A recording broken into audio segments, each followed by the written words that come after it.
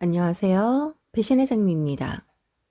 오늘의 사연은 세상 쿨하던 홀 시어머니가 아들이 결혼하고 나자 갖은 이유로 아들 부부의 사이를 회방 놓았다는 이야기. 지금 시작합니다. 저는 얼마 전에 홀 시어머니로 인해 이혼이라는 걸 한 30대입니다. 홀 시어머니가 무슨 죄냐고요? 홀 시어머니는 죄가 없죠. 그런 인생 원하는 사람 없잖아요. 저희 어머님도 분명 아버님과 잘 살고 싶으셨겠죠. 언젠간 이혼을 하겠다 생각하며 결혼하는 사람은 없으니까요. 하지만 아버님과 가치관이든 생활 방식이든 무엇인가가 달라 평생을 함께 하지 못했을 뿐일 테니까요. 남자친구와 결혼을 약속했을 때 홀어머니가 신경이 안 쓰인 건 아니었습니다. 하나뿐인 아들인 제 남자친구만 바라보며 매달리면 어쩌지? 하는 생각이 들었거든요. 그런데 어머님은 자신은 자신의 인생을 살기에도 바쁘니 혹여라도 그런 걱정일랑 하지 말라고 하시며 그저 둘이서만 잘 살라고 하셨습니다. 이후 저희는 결혼을 했고 어머님은 결혼식 당일 신혼여행을 떠나는 저희에게 신혼여행 다녀오면 집에 꼭 들리라고 하십니다. 그게 시작일 줄 정말 몰랐어요. 신혼여행 뒤 인사드리러 간 시댁에서 어머님은 저희 남편을 와락 끌어안더니 아들, 결혼했다고 엄마 안 챙기면 안 돼. 알았지? 그러면 엄만 너무 슬플 것 같아. 엄마한테 매일 전화하고 주말이면 엄마 보러 오고 그래야 돼. 알겠지? 라고 하십니다. 분명 자신의 삶이 먼저라고 우리 둘만 잘 살라고 하셔놓고 신혼여행 다녀오자마자 바로 돌변해버린 어머님으로 인해 정말 멘붕이 왔습니다. 어머님은 종일 제 남편만 졸졸 쫓아다니며 챙겨주고 제겐 밥 차려라, 설거지해라, 이불 펴라, 집안 일꾼 부리듯 일만 시켜댔습니다. 남편은 제 눈치가 보이는 듯 했지만 그럴 때면 어머님이 안마의자 해라, 엄마랑 산책 가자 등등 제 옆에를 오지도 못하게 하셨습니다. 저희가 신혼여행에서 돌아와 시댁에 갔던 날, 그 다음 날이 휴일이라 어머님 댁에서 하룻밤 자고 가기로 했습니다. 어머님이 신혼여행 뒤 오라기에 저희가 둘이 상의해 그러기로 했거든요. 그날 밤 남편이 결혼 전에 쓰던 방에 이불을 펴 잠을 자려고 하는데 어머님이 남편에게 어깨 좀 주물러 달라며 불러냅니다. 그렇게 거실로 나간 남편이 한참이 지나도록 들어오지 않더라고요. 여행에서 돌아온 뒤라 너무 피곤해서 남편을 기다리다 깜빡 잠이 들었다고. 자다 잠이 살짝 깨어 옆을 보니 남편이 없더라고요. 그때 시간이 새벽 2시였는데 이 사람이 거실에서 TV를 보다 잠들었나 싶어 나가 보았어요. 그런데 남편이 보이지 않더라고요. 제가 잠든 사이에 동네 친구들을 만나러 갔나 싶어 현관을 보니 신발은 그대로 있더라고요. 이상하다. 분명 이 사람이 이 집 어딘가에 있는 것 같은데 어디에 있는 건가 싶어 어머님도 여기저기를 찾아보았습니다. 주방에도 화장실에도 거실에도 다른 방들에도 남편이 없었어요. 그래서 혹시나 하고 어머님 방문을 살짝 열어보니 글쎄 남편이 어머님과 자고 있는 거 있죠? 너무 어이가 없고 화도 나고 안심도 되고 참 복잡한 감정이 들었습니다.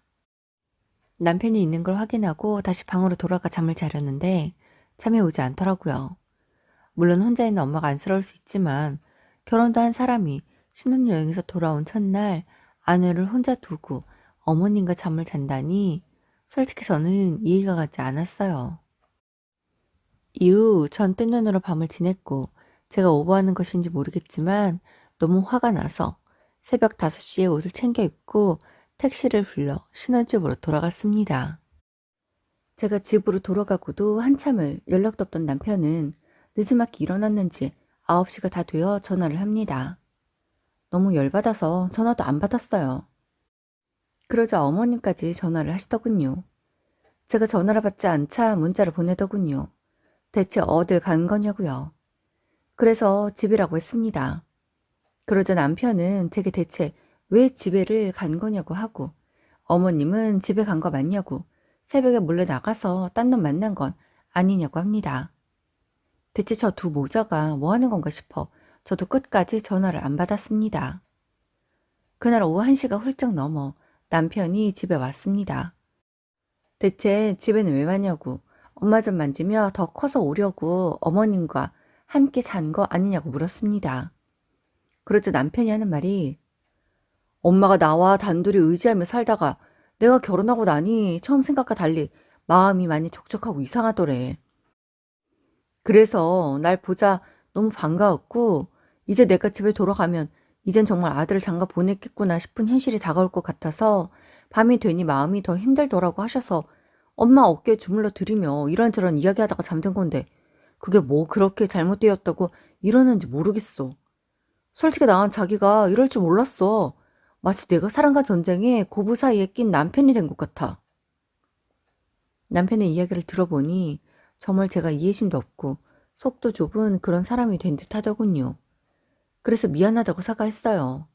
남편과 시어머니 사이에 나는 알지 못하는 그런 감정들은 생각하지 못한 채 그저 어머님이 당신을 불러내어 나와 같이 자지 못하게 하려고 아들을 빼앗긴 기분에 섭섭해서 그러시나 하고 오해를 했다고 했습니다.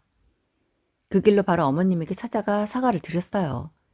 어머님은 제게 어이가 없다고 어쩜 며느리라고 하나 있는 것이 이럴 수가 있냐고 하시더라고요. 입이 10개라도 할 말이 없다고 했습니다. 이건 분명 제가 실수하고 제가 오해한 것이기에 변명의 여지가 없었습니다. 이후 전 어머님에게 제 목소리도 뻥긋 못했어요. 처음 그 실수가 정말 컸던 것이었죠. 남편은 매일 아침이면 어머님에게 전화를 해 아침 안부를 물었고 저녁엔 자기 전에 안녕히 주무시라며 전화를 했습니다. 주말이면 혼자서라도 반나절이라도 어머님을 뵙고 오더라고요. 처음엔 그럴 수 있다고 생각했어요. 단둘이 의지해 살아왔고 혼자 계신 어머님이 걱정될 수 있으니까요. 시간이 지나고 세월이 지나면 점점 횟수를 줄여나가지 않을까 싶었습니다. 그런데 달라지지 않았어요. 결혼한 지 1년이 다 되어가도 남편은 그대로였습니다. 제가 너무 지나친 것 같다고 말도 해보았지만 자신이 이렇게 하지 않으면 어머님이 서운해한다고. 그러다 그 서운함으로 어머님이 제게 언짢다며 한마디라도 할지 모르니 그냥 알아도 모른 척, 신경 쓰여도 쓰이지 않는 척 하라고 합니다. 어머님은 제게 직접적으로 전화를 해 무언가를 시키거나 제게 지나치게 시집살이를 시키거나 하지 않으십니다. 오히려 제가 며느리가 있는 걸 알고 계시는 걸까 싶을 정도로 있는 듯 없는 듯 생각하시는 것 같았어요. 어머님의 연락은 늘 남편에게로 향했습니다. 집에 뭐가 고장이 나면 제 남편에게 연락을 합니다. 이건 당연하지요. 마트에 장을 보러 갈 때도 제 남편을 불러 함께 가십니다. 주말이면 드라이브에 가고 싶다며 제 남편을 불러내십니다. 친구분들을 만나실 때면 데려다 달라며 제 남편을 부르십니다. 오밤중에 악몽을 꾸어도 제 남편을 집으로 오라며 부르십니다. 그러고 보니 아직 신혼인데 남편을 제대로 보지도 못하고 남편과 함께 있는 시간이 너무 적더군요. 평일은 각자 회사를 다니니 아침에 얼굴 잠깐 보고 저녁에 남편 얼굴 보는 게 다인데 그나마도 어머님이 각종 핑계로 남편을 불러대면 어떤 날은 남편이 어머님 댁으로 가 잠을 자고 다음날 출근을 하기도 합니다.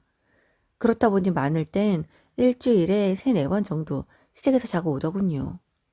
주말에도 꼭 시댁에를 가니 정작 제가 남편과 함께하지 못했어요. 지은 죄가 있다고 처음에 제가 한 실수가 있으니 남편이 어머니의 일에 앞장서 나서고 절절매면 어쩔 수 없지. 어머니이니까 챙겨야지 생각하며 이해를 하려고 했습니다. 그런데 이게 1년 가까이 이어지니 솔직히 화도 나더라고요. 저도 사람이잖아요. 아직 신혼이고 우리는 부부인데 회사 사람들보다도 못 보는 것 같습니다. 그래서 하루는 남편에게 이야기를 했어요. 우리가 결혼한 거 맞냐고요. 그러자 남편이 대체 무슨 말을 하냐고 하네요. 부부인데 어쩜 함께 보내는 시간이 적은 것 같다고 했습니다. 우리 둘이 분위기를 잡다가도 어머님이 전화를 해 와 달라고 하면 뒤도 돌아보지 않고 어머님에게로 가는 남편이 이해가 가지 않는다고 했어요. 정말 유치하지만 어머니가 먼저냐, 내가 먼저이냐를 물었어요. 그러자 남편이 어이없어 하면서 그런 질문은 하지 말라고 합니다. 전 제 앞에서만이라도 저라고 하길 바라며 물어본 것인데 정색을 하며 그런 질문을 하지 말라고 하니 과연 남편에게 나는 어떤 존재인지 어떤 사람인지 모르겠더라고요. 그로부터 며칠 뒤 어머님 생신이라 모시고 식사를 하러 갔습니다. 어머님은 언제나 그렇듯 조수석에 타셔서는 제 남편과 다정히 이야기를 주고받으며 가십니다. 전 마치 그 공간에 없는 사람인 것처럼 뒷좌석에 앉아서 창밖을 보며 갔어요. 이내 음식점에 도착을 했고 어머님은 제 남편과 마주보고 앉아 연인이라도 되는 듯 서로 음식을 먹어보라고 잘라주고 먹여주고 하더라고요. 그래서 저도 음식을 집어 남편에게 주면서 먹어보라고 하니 어머님은 제 포크를 툭 치며 우리 아들은 그 부위는 좋아하지 않아 라고 하는데 순간 참 기분이 나쁘더군요. 그래도 어머님이 생일인 날이니 참았어요. 화내지 않으려 했습니다. 그렇게 기분을 누르고 식사를 마치고 어머님 생신 축하금도 드리고 집으로 돌아가려는데 어머님께서 아들 사고 싶은 것 있는데 같이 가서 골라주면 안 될까? 라고 하십니다. 남편은 냉큼 알겠다고 하더군요. 사실 전 집에 가서 해야 할 일이 있거든요. 남편도 알고 있었는데 대뜸 어머님에게 알겠다고 해 좀 황당했습니다. 그래서 남편을 툭툭 쳤어요. 그러자 어머니께서 왜 그러니? 왜 우리 아들을 쳐?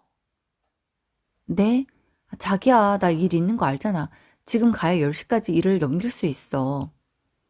그러자 어머니께서 그러면 가. 너는 가면 되잖아. 아들, 엄마랑 요 앞에 있는 현대백화점 가자. 그 말에 남편이 자기야, 내가 택시 잡아줄게. 나가자. 라고 합니다. 너무 어이가 없었어요. 그래서 지금 나 혼자 가라고? 왜? 자기 일할 거 있다며. 그러면 얼른 가야지. 우리 원래 같이 가는 길에 엄마 집에 들러서 반찬 받아서 가기로 했잖아. 그런데 어떡해. 엄마가 쇼핑 가자는데. 자기가 가는 길에 들려서 받아 가던지 내일 받으러 가던지 하면 되지.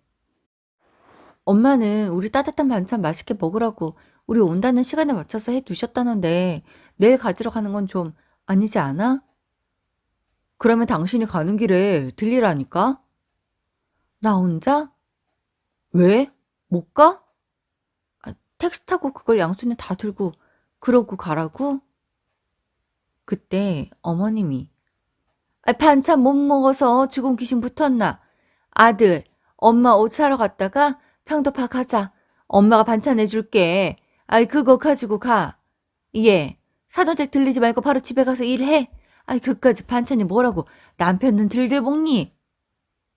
그러자 남편이 내가 엄마 반찬 가지고 갈 테니 그러면 당신은 집에 가서 있어. 며느리한테 반찬까지 해다 바치는 시어머니가 어디 있냐. 우리 엄마니까 해주는 거야. 정말 너무 어이가 없었어요. 그날 집에 가는 길에 엄마 집에 들렀습니다. 엄마가 왜 혼자 왔냐고 하기에 있었던 일을 이야기했습니다. 그러자 엄마가 너무 속상해 하더라고요. 사실 저희 엄마 반찬은 남편이 더 잘 먹습니다. 제가 솜씨가 엄마만 못한 것도 있지만 유독 황태구이와 밑반찬 등 저희 엄마 음식을 좋아하는지라 종종 해 주시거든요. 제 생각엔 어머님과 쇼핑은 우선 저와 반찬을 받아서 집에 갔다가 제가 일하는 동안 어머님과 다녀와도 충분할 것 같은데 저와 무슨 약속을 했든 어떤 일이 예정이 되어 있든 어머님이 우선이고 어머님도 다 알고 있으면서도 자신의 말이라면 무조건 충성을 다하는 저희 남편을 자신의 마음대로 하는 게 마음에 들지 않았어요. 전 분명 남편과 결혼했고 둘이 살고 있는데 마치 어머니가 같이 사는 듯 남편이 두 집 살림을 하는 듯한 느낌이 들었습니다. 오버겠지만 제가 너무 오버해서 하는 생각이겠지만 어머님은 아들을 장가 보냈지만 마음으로는 장가를 보내지 못했나 싶고 제가 남편과 둘이 있는 것이 싫고 질투가 나서 그렇게나 수시로 불러내고 본가에서 자게 하고 이동하는 차 안에서 마저 조수석을 빼앗아 안나 싶었습니다. 그날 저녁 남편은 양손 가득 반찬을 가득 가지고 왔더군요. 분명 제가 중간에 엄마 집에 왔다고 반찬을 가지고 간다고 했지만 어머님이 반찬을 해주셨다며 가지고 온 거예요. 친정엄마의 반찬에 어머님 반찬까지 냉장고가 가득 차 들어갈 데도 없을 지경이었습니다. 남편에게 이미 빈정이 상해 말을 하고 싶지 않아 방에 들어가 누웠습니다. 그러자 남편이 제게 왜 맨날 그렇게 삐지고 화를 내는지 모르겠다는 거예요. 그래서 왜 난 늘 어머님 다음으로 밀려나야 하냐고 물었습니다. 내가 늘 우선일 순 없지만 내가 먼저일 때도 있어야 하는 거 아니냐고 했어요. 그러자 남편이 하는 말이 어떻게 엄마를 모른 척 하냐 더군요. 전 어머님을 모른 척 하라는 건 아니라고. 하지만 나랑 약속을 하거나 나와 미리 이야기가 된 부분은 나와 일을 먼저이지 않겠냐고 했습니다. 그러자 남편이 하는 말이 난 당신이 연애 때부터 보면 어른 공경을 잘하는 사람이기에 우리 엄마와도 잘 하겠구나, 잘 지내겠구나 싶어서 결혼을 결심한 거야. 그런데 왜 이렇게 우리 엄마라면 예민하게 굴어? 내가 뭘 예민하게 굴었다는 거야? 늘 나는 나중이고 결혼을 했는데도 집에 혼자 있는 날이 더 많고 주말에도 혼자이고 대체 이게 뭐야? 그때 누군가 현관문을 두드립니다. 깜짝 놀라 누구인가 하고 문을 열었어요. 아마도 늦은 시간에 저희가 큰 소리로 다투니 항의를 왔나 했어요. 문을 열어보니 어머님이 서 계셨습니다. 내가 이럴 줄 알았어. 너 지금 내 아들 참니? 반찬 하나 덜 챙겨준 게 있어서 갖다 줄까 말까 하다가 찝찝해서 와봤더니 요게 내 아들 참네. 얘가 뭘 그렇게 잘못했다고 삼니 잡기에. 아들이 엄마 챙기는 게 그렇게 못마땅해? 시애미한테도 그렇게 질투하면 얘가 어디 사회생활은 하겠니? 네가 쌈신짓 켜고 달려들 텐데. 어머님의 말에 어이가 없어서 어머니, 그래서 그러는 게 아니잖아요. 신혼여행에 다녀온 그날부터 분명 결혼은 나랑 했는데 어머님만 찾고 어머님만 챙기고 모든 게 어머님 위주이니 제 입장에선 서운해요. 분명 결혼을 했는데도 혼자인 것 같아요. 어떻게 어머님만 저렇게 챙기는지. 난 얘 엄마니까. 그게 서운하다고 하면 내가 뭐라고 해야 하니? 우린 피를 나눈 가족이고 넌 남만 그래봐야 남이야. 설마 네가 내 아들이랑 결혼했다고 해서 우리 아들한테 나보다 네가 먼저일 거라고 생각한 거니? 정말 웃긴다. 늘 누가 먼저인 게 어딨어요? 때에 맞게 상대를 챙기면 되는 것이죠. 네가 암만 그래봐야 우리 아들에겐 내가 최우선이야. 그러니까 신혼여행 다녀와서도 엄마 옆에서 자잖아. 쟤 먹는 거, 입는 거, 생활하는 거 내가 모르는 거 하나도 없어. 내가 하라면 하고 하지 말라면 안 하는 애야. 어려서부터 엄마 말이라면 껌뻑이라고. 어쩌겠니? 이게 당연한 거 아니겠어? 너희 애 갖고 싶으면 나한테 잘해. 그것도 내 말 한 번이면 우리 아들이 애 안 가지로 들 수도 있는 거야. 어머님이 그 말들이 너무나 어이가 없었어요. 어머니, 대체 아들 결혼은 왜 시킨 거예요? 그냥 둘이 살지 왜 결혼을 시킨 거예요? 당신은 왜 나랑 결혼한 거야? 날 사랑은 하니? 그냥 어머님이랑 살지 홀 시어머니라 자식한테 이렇게 목맬까봐 내가 걱정한 거 알면서. 아니라며. 어머니 안 그러신다며? 어머님도 그저 우리 둘만 잘 살라면서요. 그땐 그렇게 말하지. 그럼 뭐라고 하니? 그래도 세상에 태어났으면 남들처럼 결혼은 해야 하는 거 아니니? 그래서 결혼한다기에 허락했다. 그게 뭐 잘못되었어? 그냥 네가 포기하고 살아. 넌 그냥 집에서 우리 아들 아내 노릇만 하면 되는 거야. 너 보고 내 며느리 노릇하라는 소리는 안 하마. 그래요? 전 어머니께 며느리도 아니다. 뭐 그런 말인가요? 아유, 몰라. 내가 너까지 신경 써야 하니? 진짜 어머님 말씀 하나하나가 다 어이가 없었습니다. 그래서 모두 다 나가라고 꺼지라고 했습니다. 그러자 어머님도 남편도 눈이 동그래져서 대체 무슨 말을 하는 거냐며 난리더군요. 사실 저희의 신혼집은 제가 갖고 있던 작은 빌라였습니다. 감사하게도 저희 아빠가 제 앞으로 마련해준 집이었어요. 나 당신이랑 안 살아. 나 혼자 살던지 친정으로 들어갈 테니 당신은 당신 엄마 쭈쭈 만지며 옆에서 애기처럼 붙어 살아. 난 그간 당신의 마마보이인 줄도 모르고 살았었네.